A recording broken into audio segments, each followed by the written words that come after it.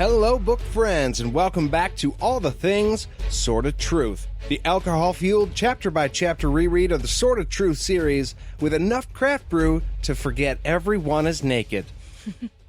That's a true story. And also a lot. Yeah. Yeah. I'm Nate. And I'm Jade. And wait, true story. I forgot they were all naked. Oh, fair enough. And today we're going to be talking about chapter 16 of Stone of Tears. Halfway through, I went, wait, what? What? You forgot. Yes. It's okay. Yes. It's okay. Yeah, as I was listening, I totally forgot that Caitlin's boobs were flopping around everywhere. And then I remembered, and I was like, oh, shit. Just throws it by so fast in the beginning right there, and you kind of forget. Yeah. Yeah. Before we get into the chapter, though, I just wanted to mention that since the last episode, I have seen a preview of the map that Sean Bachman made with help from a whole bunch of different collaborators over on SOTMapProject.com. I'm in, correspondence with him. We talk every once in a while. And he sent over a little preview, and it's pretty awesome. It's going to be a little bit until he puts up the new updated map, because they have a lot of stuff going on. It's not just the new locations from the new books. There's also other things that have been kind of talked about, and I'm excited. I don't want to spoil anything that's going on, because that's them, but it's cool. That's all I can say. Go check it out. For sure. I got to see it. Jade showed me, and I felt special. But no, you can go right now. You don't have to wait to go see it. It's SOTMapProject.com. Give Sean a shout out when you get there. But on to the chapter. Hell yeah. So this chapter opens and everybody's naked, like we were saying a minute ago. Yeah. Wow, just rip the Band-Aid off there. That's what they did. They were like, Caitlin's sitting around with a bunch of dudes, naked. Yeah, they went right to it. I mean, in the last book, this was a big deal. They took a couple of chapters to even talk about it, right? The Birdman and Caitlin, the first one, and then Caitlin and Richard in the second one. And in this book, it just plows right through it. They're like, all right, we did all that. Everybody's naked. We're here. We can be adults and handle this. Done. Yeah, it was a little awkward. My dad was actually, with me when I was listening to this, and he was not expecting it at all. And all of a sudden, we're listening to them talk about naked people and frogs being rubbed in between breasts, and I'm like, yeah, don't worry about it. What kind of shit are you kids listening to? I'm doing research for my podcast. Calm down. It's for science, Dad. You like frogs? Well, these frogs maybe he would like, because they do get you pretty high. The walls start to waver, and you start to see things that aren't really there. Mm-hmm. Or maybe are there. I don't know. He asked me that, if the spirits were actually there, if everyone could see them, and I was like, yes. I mean, I think they're there. Yes. But they're tripping on frogs. Also, yes. So, I get it, that it's, actually happening. There's magic in this world, but also, they're all tripping balls, so... I have heard of groups of people having the same type of trip, too. So that is a thing. If there's a group of people and they all hear the spirits, we'll say, quote unquote, for this, the spirits say something to them, they all hear the same thing. People have, reported happenings like that while they're taking mushrooms and other psychedelics. So it could be just the drugs, too. Or, ayahuasca or peyote. Those all are that like stuff. That, right? Yeah.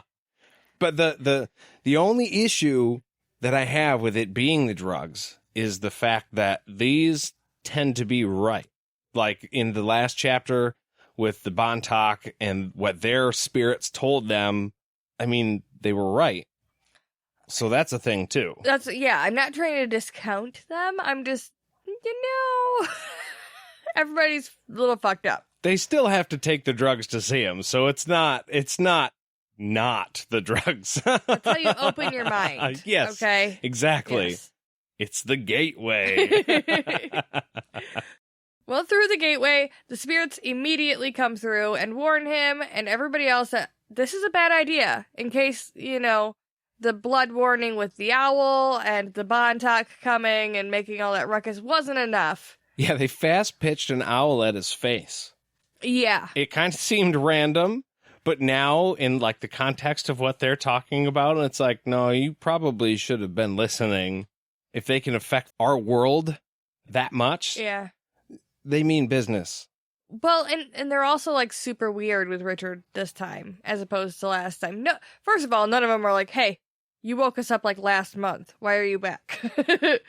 But they do say, "We need you to say your full name and like request this on your own. If you're going to go through with it, you shouldn't, but if you are, you have to like formally do this." Which is weird because did he have to do that the last time? I think he said, "I'm Richard Cypher and I call it," or something along those lines. Okay. But it wasn't this heavy. Like they weren't like, "Say your full name, and if you don't say your full name, then we're gonna kick you out," or whatever the fuck they said. Sign here and then print below it, please. Yeah. It was like, okay, and you are okay, just for the record. Gotcha. Yeah, no, it was a lot heavier in this one. I agree. And once he did, they give another warning to everybody else and was like, "Hey, we suggest you all leave. Because, like, your souls and stuff. You should probably just go." I wonder if it would have gone any different had he said his name was Cypher. I wonder if that was like an interpretive question they asked him. Do you see yourself as Richard Cypher? Or do you see yourself as Richard Rawl? Because the last time he talked to them, they asked him a bunch of questions just to kind of see where his head was at. And I wonder if that was kind of the same category of question. I mean, it may have been. It was... All of these things happen rapid fire, and obviously, I guess, the spirits have knowledge of shit that happened on Earth. It's a lot within a couple days. He just found out that this was his dad, so it's... I don't know. Richard is just very astute, I guess, and understands that they are asking for him to say the name he doesn't want to say. I think because they make a point of it, he's like, "Oh, okay, I'll say Rawl." Well, it's probably a little more of that exposition, too, that we were talking about. Happens a lot in this book so far, even. They're just kind of explaining things so that the reader knows that that is the way it is. But now we know that Richard views himself as Richard Rawl. Yeah. But Kaylin refuses to leave. Everybody else ditches him and is like, "All right, Richard Rawl, deal with it on your own. Bye." Kaylin is like, "No, man, we're in love, and I'm not going to leave you." She said something interesting here, that they are linked by her magic, so that what happens to one of them happens to the other of them. Now, as far as I understood, Richard's love, okay, here's the big secret. Richard's love is so great for Kaylin that her magic wouldn't or couldn't do any more to him than what he's already like himself. Is that correct so far? Yeah. So when she says that they're linked, yeah, I know. So when she says that they're linked by her magic, it's not like a confession. Is it the Kandar she's talking about?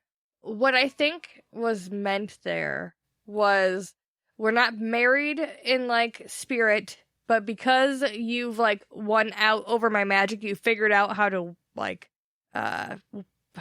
you figured out how to overcome my magic. So, Yeah. like, you got it. And that means that we're good. Like, as far as my magic is concerned, you're my person. You can do the things, and we can do the things, and great. You can do the things. You can do all the things. Yeah. But Sorry. I think the what happens to me happens to you thing, or what happens to you happens to me thing, was her just, like, saying that. Like, This is my people. If you kill them, you're going to, like, kill a part of me. right. If you Gotcha. die, I die. If I die, you die. Whatever. Not necessarily literally. Right. Okay. I just thought it was interesting that she said, you know, or we're linked by our gift. I thought that was cool. Yeah.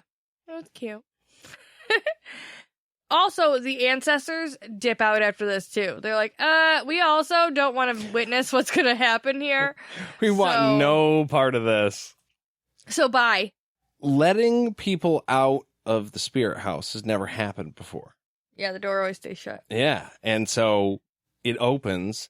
people are able to leave, the spirit ancestors leave, and that's, I mean, it was brought up a couple of times. That has never happened before. It's unprecedented. How nervous would you be knowing that if anybody left before, they would die? That's just the rules. Them's the breaks, kid. Sorry. You leave, you die. And this time, the spirits are like opening the exits and letting everybody out. Like, you guys want no part of this. And Richard, no, you have to stay. Well, also everything goes dark, and they're sitting in a creepy-ass dark room after that. So it's all very ominous to begin with. Yeah. Until the green light shows of the underworld. Oh, great! Yeah, and fucking Dark and Raw materializes out of fucking nowhere. Daddy! Yay! The reunion you always wanted. Yeah, no shit. How about a sorry, Dad, asshole? No. Well, he actually goes the opposite way. He starts thanking Richard for being so stupid while Richard stands there in confusion, and he's like, but I won. I killed you. I mean, technically, he is still dead, right? So, yeah. I mean, he did kill him, but then again, he's here. So, he's you know, like between the first movie and the second movie, they'll make the bad guy even more badass because if you just beat him twice, it's boring. That's what Dark and Raw just did. Now he's got a magical upgrade. I just don't understand Richard not understanding right away. Like, I get that it would be like, oh shit, I made a mistake, right? You'd be like, fuck, this is not good. But him just standing there and being like, but I killed you. But you're dead. But I defeated you. It was like, yeah, but you're in the spirit house. You called ancestors. He literally spells it out for you. Yeah. He's your dad. Like, actually. So he's here. And the other ancestors knew that because he was a Raw, you know? So he speaks Raw, and they're like, okay, well, then we're out of here because we're not fucking with this guy. We do not fuck with him, okay? Period. Yeah, we're going to clear the way. You deal with your dad, and bye. Oh, your dad's coming? So Darkin tells him that Richard killed him using Wizard's first rule, but in doing so, he broke Wizard's second rule. And then he broke it again today, and he doesn't really fill him in on what that is or what that means. Yeah, that's such total bullshit. In the last one, he did explain what the Wizard's first rule was when he explained how it could be used and like how Richard had done it, essentially. Right. And this is not the first time in this book where some of the information has been presented to Richard. Like with the collars. Okay, we use it to control you. How? Oh, well, I'm not going to tell you that. That's all you get to know. And then here, Dark and Raw is like, Wizard's first rule, dumbass. What do you mean? Oh, no, I'm not going to tell you that. Dumbass. He calls him stupid a lot. Your ignorance, yeah.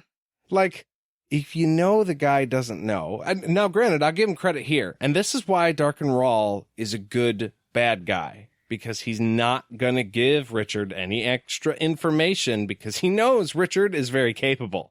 He does hint, though, that it has something to do with him tearing the veil again, and by letting Darkin back into the world, he can continue ripping it. So that means that this is not just a window, so Richard can see Darkin. Darkin has been released now from the underworld. He's not like a regular dude. He's just like a ghost him. He's the spirit him. Right, and he has a mission. He's going to come and, like, let the keeper out. Back to what you were saying a second ago about him being a good bad guy, he definitely, while he was, like, going on his little monologue, says to Richard, like, I could have taught you. I could have taught you how to be like, I think that that's part of his intrigue. He's willing to have Richard switch sides and work with him, as opposed to just wanting to kill him. He's smart enough to see that that could be beneficial.